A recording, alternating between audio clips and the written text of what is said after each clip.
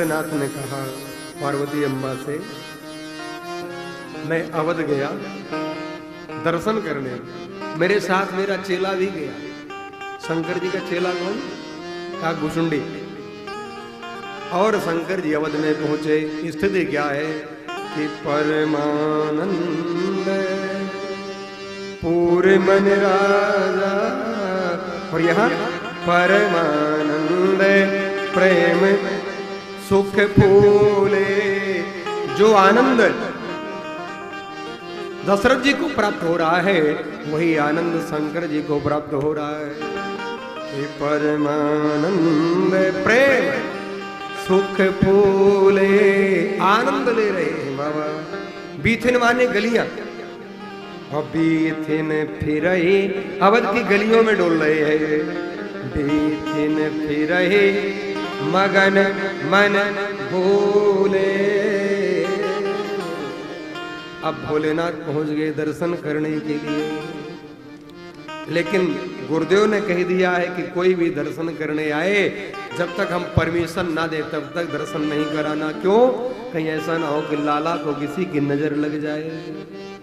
शंकर जी गए और जाकर के बाबा ने बहुत सुंदर राजमहल के पीछे अपना डमरू त्रिशूल लगाया, डमरू टांगा, और चेला ने प्रचार किया। बहुत बड़े संत आए हैं, कैलाश से आए हैं, आइए जरा आनंद लेते हैं। बाबा का खूब प्रचार किया। बाबा ने डमरू बजाया, और डमरू बजाया तो ये आवाज राजमहल में मेरे प्रभु के कान तक पहुंची कि बाबा आ गए हैं। तो राम जी चौंके, पलना में पड़े पड़े राम जी चौंके। तो माँ कौशल्या ने आवाज सुनी, दासियों से कहा ये कौन? बोले कोई योगी आए हैं। बोले इनको महल से दूर करो, महल के परिसर से दूर किया जाए ताकि हमारे लाला को कोई तकलीफ ना हो विश्राम करने में। अब दास गए, बोले हटाओ दंड कमंडल। बाबा का त्रिशूल हटा दिया, डमरू हटा दिया, सब हटा दिया। छोटे छोटे बालक देख रहे थे। बोले बाबा बाबा बाबा, बोले हाँ हमको कुछ जादू दिखाओ, जादू दिखाओ। अच्छा जादूगर क्यों बने मालूम है? काकभूषुंडी ने कहा कि बाबा आप जादूगर बन जाओ। बोले क्यों? बोले इसलिए कि आधा सामान आपके पास जादू का पहले से विद्यमान है, आधा आप बना लेंगे हैं? आधा सामान तो जादू वाला परमानेंट रखते ही है, ले जादूगर बन जाओ।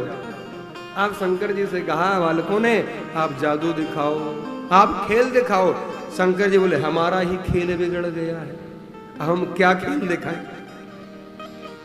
आए थे हम खुद यहाँ आनंद लेने और हमारा ही खेल बिगड़ गया है। किसी कवि ने कहा सच कहो तो हम क्या है, सच कहो तो हम बहरूपिया हैं। अनेक प्रकार के खेल हम करते हैं। आज शंकर जी बोले भाई अब तो हमारा खेल बिगड़ गया, हम जा रहे हैं। शंकर जी चले गए। विनय पत्रिका में बड़ा सुंदर चित्रण है। अवध एक आदमी आयो, बूढ़ो बड़ो प्रमाणिक ब्राह्मण, शंकर नाम का है। आगमी आदमी नहीं है, आगमी है, आगामी। आगमी क्यों कहा? भविष्य को बताने वाला। यानी शंकर जी जोशी बनकर गए। अगले दिन चेला से पूछा अब क्या बने? भाई एक दिन तो हमारा खेल बिगड़ गया, अगले दिन कौन सा खेल? चेला बोले अब जोशी बन जाओ, जोशी।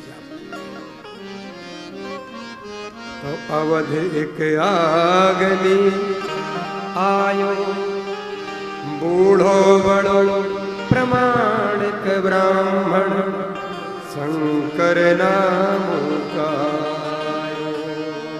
अवध एक आगनी अब शंकर जी जोशी बन गए। महल के बाहर आकर के अपना तंबू लगा दिया। अब जो ही तंबू लगाया तो काकभूषुंडी जी ने प्रचार किया ऐसे जोशी मिलने वाले नहीं हैं, कभी कभी सदियों में मिलते हैं। आइए सब बाबा के यहाँ प्रणाम करिए और बाबा को हाथ की रेखाएं दिखाइए। बाबा सब कुछ बताएंगे, भूत भी, वर्तमान भी, भविष्य भी। आप आइए तो सही। खूब प्रचार किया, जैसे आजकल खूब प्रचार होता है ना। हाँ, लेकिन कोई कितना भी सिद्धस्थ हो जाए वो भूत बता देगा, वर्तमान बता देगा, लेकिन भविष्य बताने की औकात आज तक किसी में नहीं है। इसलिए भविष्य मेरा ईश्वर बता सकता है, भविष्य मेरा शिव बता सकता, और कोई नहीं बता सकता है। भगवान शंकर बता सकते हैं, भविष्य तो वही जानते हैं हमारे ललाट में क्या लिखा है। आज खूब प्रचार हुआ, अद्भुत प्रचार हुआ। अब एक दासी दौड़ी दौड़ी जा रही थी, शंकर जी ने देखा, इशारा किया, कहा घुसुंडी हे चेला, इसको बुलाओ, ये दासी को बुलाओ, ये राजघराने की दासी है, यदि ये प्रसन्न हो गई तुमको महल में प्रवेश दिला देगी।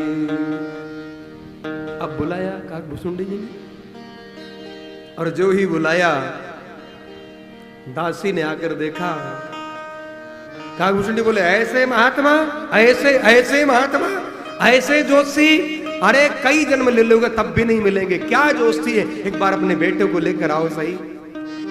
दासी दौड़ी दौड़ी गई और बेटे को लेकर के पहुंची, बाबा को प्रणाम किया। बाबा ने रेखाएं देखी, दासी प्रसन्न हो गई, बोले महाराज क्या दूं आपको। शंकर जी बोले कुछ मत दो। बोले फिर? बोले जहां से आपको मिलता है वहां पहुंचा दो हमको, जहां से आपको प्राप्त होता है वहां तक हमको प्रवेश करा दो, यानी राजमहल में। अब दासी गई माँ कौशल्या के पास, तो माँ कौशल्या ने कहा तुम बड़ी देर से आई हो, कहां चली गई थी। बोले एक बहुत बड़े जोशी आए, हिमालय से आए हैं, गुफाओं से कंदराओं से आए हैं। और क्या जोशी है मैया? बोले हाँ। अरे बहुतन परिचय पायो, अनेकों का उन्होंने परिचय दे दिया, अनेकों का भविष्य बता दिया। हमारे किस्मत की रेखाएं हमारे हाथ में लिखी है, हमारी किस्मत की लकीर हमारे हाथ में है, लेकिन हमें पता नहीं किस्मत कब खुलेगी। ध्यान देना। आज जो ही कहा दासी ने मां कौशल्या से, तो मां बोली एक बार बुला के लाओ। अब दासी लेने गई, दासी ने कहा एक को परमिशन है। बाबा जाने लगे, बोले एक काम करो, ये चेला है हमारा, इसको 2-4 लड्डू दे दो, पूड़ी दे दो, हम बालक के आराम से बैठकर बाहर खाएगा, हम अंदर चलते हैं।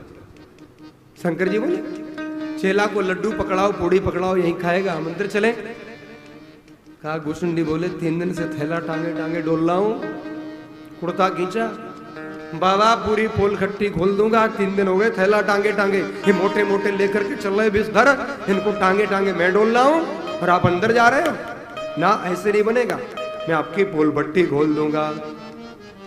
शंकर जी बोले बेटा अपने अपने भाग्य की बात है ये तो। काग भुसुंडी बोले बढ़िया जोशी बने आप, आज से ही भाग्य और भाग्य की बात में लग गए। तो अब दासी ने पूछा आप दोनों क्या घुसुर घुसुर कर रहे हो। तो शंकर जी बोले मेरा चेला है, इसको भी साथ ले चलना है। तो दासी ने कहा एक काम करो, चेला है, बोले इसने विद्या पढ़ी, बोले इसको हम ले जाती, आप बाहर रह जाओ। कागभूषुंडी बोले बढ़िया है, ये बूढ़े बाबा है, क्या करेंगे अंदर जाकर, इनको बाहर बैठाओ, यहीं राम राम जपेंगे, मैं अंदर चलता हूं। शंकर जी ने कहा मेरा चेला मेरे ऊपर हाथ फेर रहा है। जब शंकर जी ने बात कही तो कागभूषुंडी बोले महाराज ये तो अपने अपने भाग्य की बात है, ध्यान देना, अपने अपने भाग्य की बात है। लेकिन शंकर जी ने दासी से कहा कि आप एक काम करो, काज बने नहीं जोगल बिन, आप अकेले ले जाओगी तो काम नहीं बनेगा, कि काज बने नहीं जोगल बिन, इसमें आप क्रोध मत करिए, मुझे भी ले चलिए। दासी बोली क्यों? बोले बात ये है ये हमारा चेला है, इसको देखना आता है, इसको फलादेश करना, इसको बताना कुछ नहीं आता, खाली देख सकता है कौन सी रेखा कहां जा रही है। अब उस रेखा का क्या फल है वो हम बताएंगे, इसको हमने खाली देखना सिखाया, बताना नहीं सिखाया है, अभी हमने पूरी इसको विद्या नहीं दी है।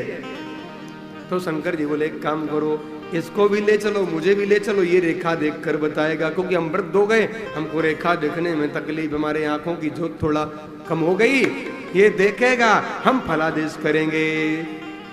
दासी ने दोनों को ले गई, बाबा को भी ले गई और काकभूषणी जी दोनों को ले गई। मेरे प्रभु भोलेनाथ पहुंचे और वहां जाकर माँ जब राम जी को लेकर आई और राम जी को देखा, राम जी ने बाबा को देखा, वाह, दोनों के नैना लड़ गए। हरि और हर प्रसन्न हो गए। हरि ने हर को देखा और हर ने हरि को देखा, बोले वाह। राम जी भी मुस्कुराने लगे, बाबा आ गए? बाबा बोले हाँ आ गए। अब बाबा ने राम जी को देखा और राम जी की रेखा देखकर बताना शुरू किया, हे माँ, तेरा बालक ये बड़ा निराला होगा, सारे त्रिलोक में इनकी जय जयकार होगी। और क्या होगा? बोले एक महात्मा आएंगे, इनको ले जाएंगे। मैया थोड़ा विचलित हुई, बोले चिंता मत करो, ले जाएंगे और साथ में सुंदर बहू आएगी। ये जाएंगे 2 और आएंगे फिर 8। जाएंगे 2 फिर बाद में गए, जाएंगे 2 फिर वहां से सब मिलकर होकर आएंगे 8। इसलिए उसके आगे राम जी ने सारा कर दिया, अब कुछ नहीं बोलना है, बस यहीं तक ठीक है बाबा, बंद करो। बाबा ने बंद कर दिया। राम जी के सारे पर ही तो बाबा बोल रहे थे। आज शिव जी ने राम जी को देखा, प्रसन्न हो गए। और ये कथा भगवान शंकर पार्वती जी को सुना रहे थे कि और हूं एक कहूं निज चोरी और सोने गिरजा अति दृढ़ मति तो पार्वती अम्बा बोली, आप भूल गए, 2 दिन तक धक्के खा रहे थे अयोध्या में, दर्शन नहीं मिला आपको, तो मुझे दया आई, इसलिए मैं दासी बनकर, जो दासी आई थी ना बालक लेकर, वो दासी बनकर मैं ही गई थी, और मैं ना जाए तो आपको अंदर प्रवेश भी ना मिलता। यानी माँ भी गई, पार्वती अम्बा भी गई है। और ध्यान देना, इसलिए मैंने कल भी निवेदन किया था, हरि और हर में कोई अंतर नहीं है। भगवान भोलेनाथ से राम जी कितना प्रेम करते हैं और राम जी से मेरे शंकर जी कितना प्रेम करते हैं, अनेकों प्रमाण शिव पुराण में तो अद्भुत चर्चा है। आइए